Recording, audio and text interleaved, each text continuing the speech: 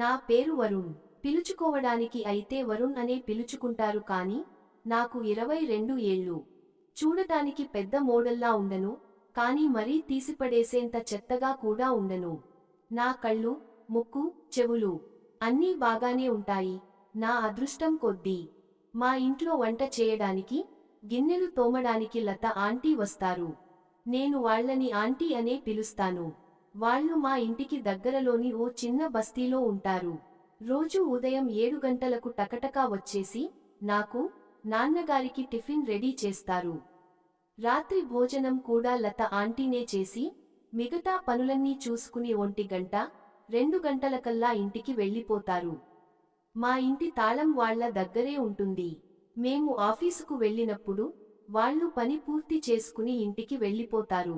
సాయంత్రం మేము వచ్చాక వేడి చేసుకుని తింటాము. లత ఆంటీ చూడటానికి చాలా బాగుంటారు. సరే, అసలు కథలోకి వద్దాం. ఇది దాదాపు 6 నెలల క్రితం మాట. అప్పట్లో నాకు జాబ్ లేదు. ఇంట్లో ఒంటరిగా కూర్చుండిపోవాల్సి వచ్చేది. ఓ రోజు నాన్నగారు నాతో, ఒరేయ్ వరుణ్, నువ్విలా ఇంట్లో కూర్చుని బోర్ ఫీల్ అవుతున్నావ్ కదరా, కొన్ని రోజులు ఊరికెళ్ళిరా, మీ అత్తయ్య వాళ్ళ దగ్గరికి. నీకు మార్పు ఉంటుంది, మనసు ప్రశాంతంగా ఉంటుంది. వాళ్ళు కూడా చాలా సంతోషిస్తారు. నీకు కూడా బోర్ కొట్టదు అన్నారు. నాన్న అలా అనగానే నేను క్షణం కూడా ఆలోచించకుండా వెంటనే సరే అన్నాను. బుధవారం, సెప్టెంబర్ 11, 2024.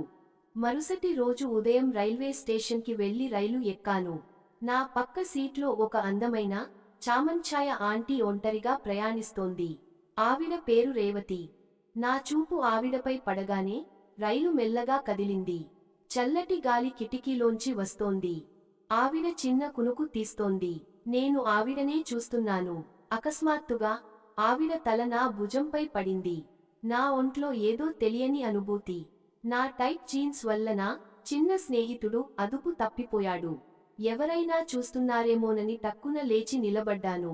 చుట్టూ చూసా, ఎవరూ గమనించడం లేదు. ఊపిరి పీల్చుకుని చేత్తో సరిచేశాను. కాసేపటికి ఆవిడ కళ్ళు తెరిచింది. తన తల నా భుజంపై ఉందని చూసి, ఓహ్ సారీ, చాలా సారీ అంది. నేను వెంటనే, లేదు లేదు సారీ చెప్పకండి, పర్వాలేదు అన్నాను. తర్వాత మాట కలిపి, ఎక్కడికి వెళ్తున్నారు అని అడిగాను. తను కూడా నా ఊరికే వెళ్తున్నానని చెప్పింది. ఊళ్ళో వాళ్ళ అమ్మ ఉందని, తను మాట్లాడుతున్న తీరు చూస్తే భర్తతో గొడవపడి ఇంటికి వెళ్తున్నట్లు అనిపించింది. అలాగే మాట్లాడుకుంటూనే మా స్టేషన్ వచ్చింది. మేమిద్దరం దిగి ఎవరి ఇంటి దారిన వాళ్ళు వెళ్ళిపోయాం. నేను ఇప్పుడు అత్తయ్య ఇంటికి చేరుకున్నాను. మా కిషోర్ అత్తయ్య, సుమతి పిన్ని, వాళ్ళ కూతురు రీతు, ముగ్గురు మాత్రమే అక్కడ ఉంటారు. సాయంత్రం అయింది. కిషోర్ అత్తయ్య పొలానికి వెళ్లారు. సుమతి పిన్ని నన్ను స్నానం చేయమని చెప్పింది. నేను స్నానం చేసిన తర్వాత సుమతి పిన్ని నాకు వేడి టీ, అల్పాహారం ఇచ్చింది. సుమతి పిన్ని గురించి చెప్పాలంటే, వాళ్ళు పొట్టిగా ఉంటారు, కానీ శరీరం నిండుగా ఉంటుంది. వాళ్ళ వయసు సుమారు 40 నుండి 42 ఏళ్లు ఉంటుంది. దీనికి విరుద్ధంగా రీతూ పొడవుగా, అత్తయ్య లాగే ఉంటుంది, కానీ చాలా సన్నగా ఉంటుంది. రీతూ వయసు సుమారు 20 నుండి 21 ఏళ్లు ఉంటుంది. కొద్దిసేపటికి అత్తయ్య పొలం నుండి తిరిగి వచ్చారు. మేమందరం ఒకరినొకరు పలకరించుకుని కాసేపు మాట్లాడుకున్నాం. రాత్రికి పిన్ని భోజనం వండింది. పిన్ని, అత్తయ్య, రీతూ, నేను అందరం కలిసి రాత్రి భోజనానికి కూర్చున్నాం. భోజనం తర్వాత నా కోసం వేరే గదిలో పడుకోవడానికి ఏర్పాట్లు చేశారు. నేను అక్కడే పడుకున్నాను. శుక్రవారం, సెప్టెంబర్ 13, 2024. అలా 2-3 రోజులు ఎలా గడిచిపోయాయో తెలియనే లేదు. శుక్రవారం ఉదయం నిద్ర లేచాను. ఎప్పటిలాగే లేచిన తర్వాత టూత్బ్రష్ తీసుకుని బాత్రూంలో స్నానం చేస్తుంటాను. నేను ఆ రోజు కూడా అలాగే చేశాను. బాత్రూం తలుపు తెరిచాను. అక్కడ సుమతి పిన్ని స్నానం చేస్తోంది. పిన్ని తలుపు గడియ పెట్టలేదు. తను 2 చేతులతో తన జుట్టును షాంపూ చేసుకుంటోంది. కళ్ళు మూసుకుని ఉన్నాయి. అందుకే నేను తన ముందు నిలబడి ఉన్నానని గ్రహించడానికి కాస్త సమయం పట్టింది. ఆ క్షణంలో నేను చూసిన దాన్ని నేను ఎప్పటికీ మర్చిపోలేను. ఆ భంగిమలో అవి రెండూ నన్ను చూస్తున్నాయి. నేను వాటిని చూస్తున్నాను. తను హఠాత్తుగా కళ్ళు తెరిచింది. కాని ఏం చేయాలో తెలియదు. అదే సమయంలో నేను బాత్రూం తలుపు మూసివేసి నా గదిలోకి వెళ్ళాను. ఆ దృశ్యం నా కళ్ళ ముందు నుండి అస్సలు తొలగడం లేదు. అత్తయ్య ఉదయం పొలానికి వెళ్లారు. ఇప్పుడు నేను సుమతి పిన్ని ఆ భంగిమను గుర్తు చేసుకుని గదిలో కూర్చుని నా చిన్న స్నేహితుడితో ఆనందంగా ఉన్నాను. అలా చేస్తుండగా హఠాత్తుగా సుమతి పిన్ని నా గదిలోకి వచ్చింది. నేను కంగారుపడి వెంటనే అన్నీ కప్పేశాను. కాని అప్పుడే సుమతి పిన్ని నేను ఏం చేస్తున్నానో చూసింది. సుమతి పిన్ని నవ్వి నన్ను గుర్తు చేసుకుని, నువ్వు ఇదంతా చేస్తున్నావా? నువ్వు గదిలో ఇలాగే చేస్తుంటావని నాకు తెలుసు, అందుకే నేను ఇక్కడికి వచ్చాను అంది. నేను సిగ్గుపడుతూ, పిన్ని, దయచేసి నన్ను క్షమించండి. కాని మీ అందం నన్ను పిచ్చివాడిని చేసింది అన్నాను. సుమతి పిన్ని నన్ను దగ్గరకు తీసుకుని, ఇప్పుడు చూపించు నీ ఉత్సాహం అంది. తను నవ్వుతూ నన్ను మంచంపై కూర్చోబెట్టింది. మేము మాట్లాడుకోవడం మొదలుపెట్టాం. తను నా పెదవులపై చిన్నగా తాకి, ఇప్పుడు చింతించకు, నేను నీ స్నేహితురాలిని అంది. తను లోపల ఏమీ ధరించలేదు. నేను మెల్లగా, పిన్ని, రీతూ రాదు కదా అని అడిగాను.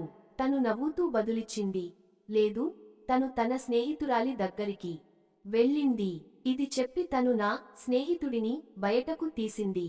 ఇప్పుడు నేను కొద్దిగా తికమకపడ్డాను, కానీ కొద్దిగా ఆనందంగా కూడా ఉంది. తర్వాత తను నన్ను లాగి మంచంపై కూర్చుంది. మాట్లాడుకోవడం మొదలుపెట్టింది. చాలా రోజుల నుండి ఆకలిగా ఉన్నట్లు అనిపించింది. సుమతి పిన్నితో ఆ క్షణంలో నాకు హఠాత్తుగా ఎవరో కిటికీ నుండి చూస్తున్నట్లు అనిపించింది. కాని అక్కడ ఎవరూ లేరు. మేము 10-15 నిమిషాల పాటు మా కార్యక్రమాన్ని కొనసాగించాం. తర్వాత సుమతి పిన్ని కూడా చాలా సంతోషంగా ఉంది. గది నుండి బయటకు వెళ్ళింది. మధ్యాహ్నం సుమతి పిన్ని అత్తయ్య కోసం భోజనం తీసుకుని పొలానికి వెళ్ళింది. నేను నీళ్లు తాగడానికి వంటగదిలోకి వెళ్ళాను. నీళ్లు తాగి తిరిగి వస్తుండగా నాకు రీతూ గది నుండి చిన్నగా శబ్దం వినిపించింది. నేను తలుపు సందులోంచి చూశాను. రీతూ ఒంటరిగా ఆనందంగా ఉంది. నేను తనని చూస్తున్నాను. హఠాత్తుగా రీతూ నవ్వింది. అంది, వరుణ్, నువ్వు నన్ను చూస్తున్నావని నాకు తెలుసు. లోపలికి రా, లేకపోతే నువ్వు నీ పిన్నితో ఏం చేస్తున్నావో నాన్నకు చెబుతాను. నేను భయపడి గదిలోకి వెళ్ళాను.